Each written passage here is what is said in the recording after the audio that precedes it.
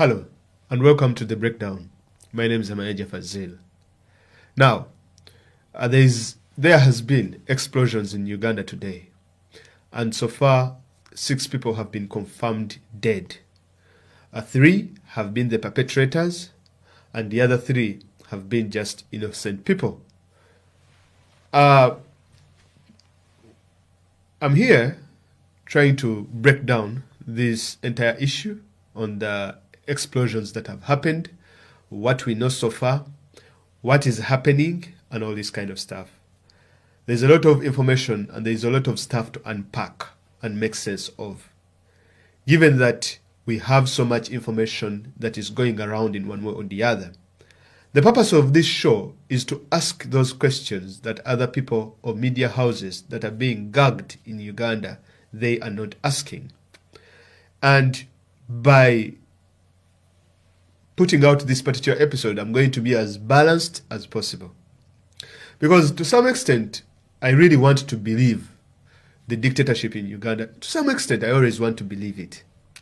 But then, you find yourself that you are left with no option but to question some of the things. Now, first and foremost, I would really like to send my condolences to people who lost or who have their loved ones that have been injured in this particular incident. But then we also look at different things that have been happening, and that's what we are going to unpack. So what do we know so far? Now, what we know is that police, that is the Uganda police, claims or is saying, I don't know, or with the how many investigations, they have said all of a sudden this has been an ADF attack. It has been a terrorist attack, and that is the narrative that we are moving with. Because we believe the Uganda police is very truthful. It never lies. It always speaks the truth. And we never question what they have to say. Until if you have lived in Uganda for long enough. Now, does the police sometimes speak the truth? Of course it does speak the truth.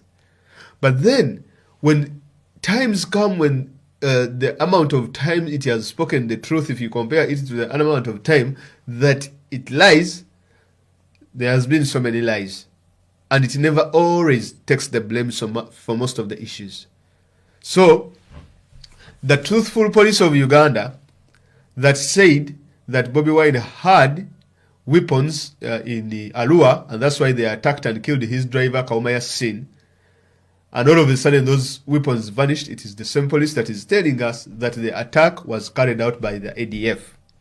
And of course they are treating it as a terrorist attack, according to the Deputy IGP, Freddy Enanga. Because today Freddy Enanga is the most powerful police officer in the country. He's all over the news, he's the one all over media and all this kind of stuff. He's the Deputy IGP, like it or not. He's the one that succeeded Mr. Okoth Ochora. So that is what we know so far from the truthful police of Uganda. Now, the other thing that we know is that 6 people so far have died. Now, 6, when you hear that number, you might think, that's a lot of people. Well, you should know that 6 out of the 6, 3 are terrorists, as the police claims, and 3 are civilians or innocent people that have died, and may their souls rest in eternal peace. Now, it brings us to a very important question, because I've seen the footage of the bombs, very, very powerful bombs, and that bomb is capable, I think, of taking out like 200 people. But surely, why would any terrorist... this can be attributed to 2 things. It can be attributed to the fact that Uganda police has been it has been on top of its game, that it managed to save Ugandans from having many casualties. That is a possibility. That Uganda police really, managed so much that the casualties were not so many, which is good. And we can applaud them for that, if at all it is true. But then you try to ask yourself that For casualties to be just 3, was it circumstantial that was the decision of the so-called perpetrator that he decided to go in a place where there was not so many people, not so much that was happening, and then carry out the attack from there so that not so many people can die? Or was it that the police managed to maybe detonate this? I'm not saying that the police detonated, but maybe the police managed to pray to God, oh, please God help us, so that it doesn't detonate where there are so many people. Now that doesn't make sense. Because when you look at terrorist attacks, the reason as to why they attacked the World Trade Center, it is because there were over 1,000 people working in that building. The reason as to why they attacked the Pentagon, it is because there was over, I don't know how many people that were, in that particular building. So, the number of people who are dead so far is also something that is really good, that because as in at least there are fewer people, but still we would like to send our condolences to the people, civilians who have lost their loved ones. But then you also have to ask yourself that you said there are 3 terrorists.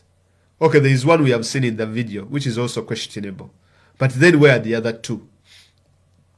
In the previous attacks, the 2 that happened last month, one of the gentlemen died in a bus. He exploded the bomb, and it is only him that died.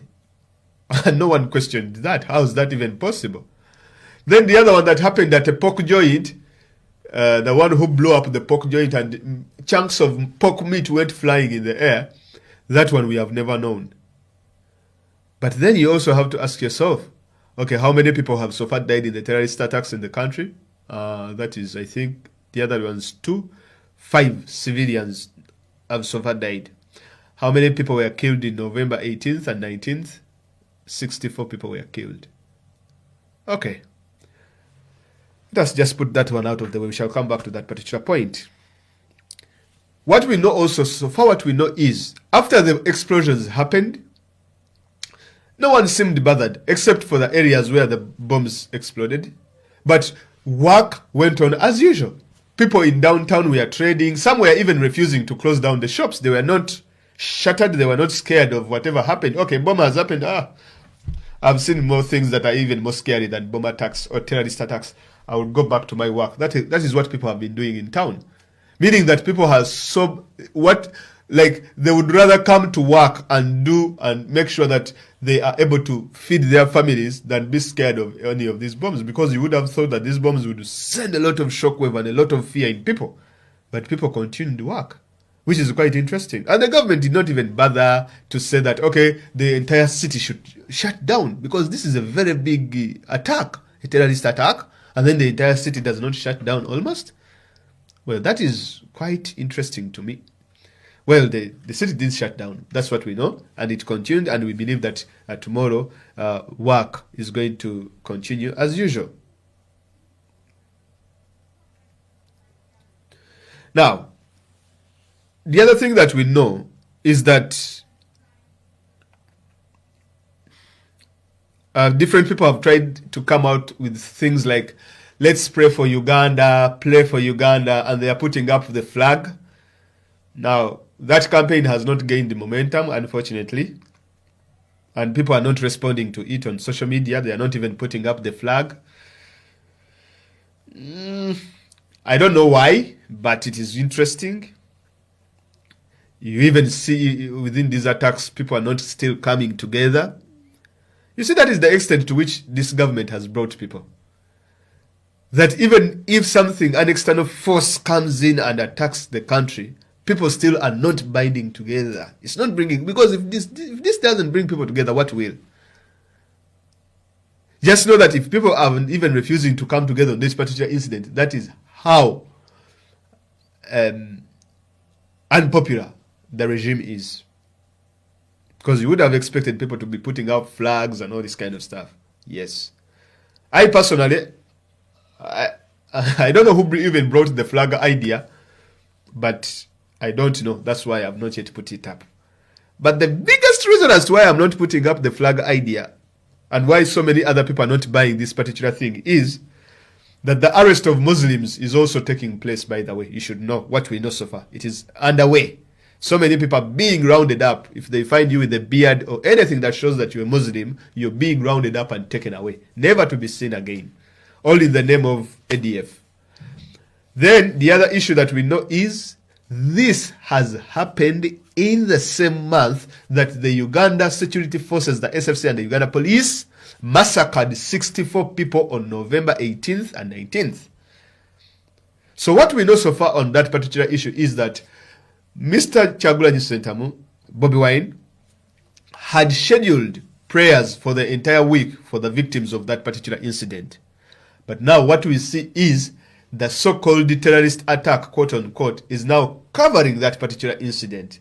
And they are making sure that the bombs should always be thought of. It should be a day of remembrance rather than remembering the 19th or 18th massacre, one would argue. And we also know that it is this same month that the massacres in Kasese took place. Now, what we see is that the November massacres that took place last year, they created a lot of pressure, like I explained in a previous video, for Museveni and his cabal.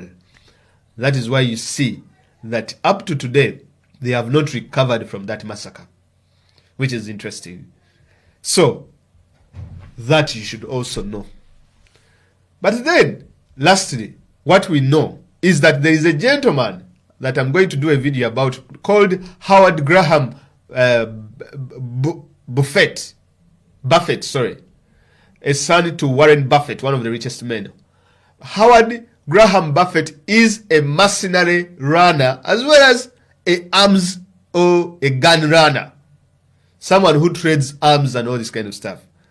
As a businessman, he came to visit Museveni and they were speaking about ADF and the invading Congo.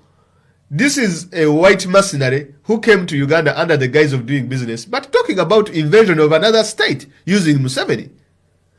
Out of which last week we saw some Congolese who left their country and crossed into Uganda because of the fighting that was taking place between the M23 that Kagame alleges that Uganda is supporting and some other rebel groups that ended up, Kagame and the Museveni, I think they might have been trying out, right?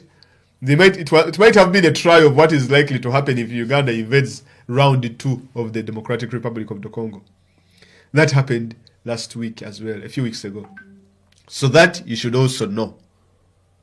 Now, with all that information I've given you, let us meet in the next episodes on how, and how we are going to unpack this entire thing, how we are going to break it down, being balanced and asking questions that the media in Uganda is not asking, that the international media is not asking, and all this kind of stuff. Let us meet in the next one. Have a blessed day. Bye-bye.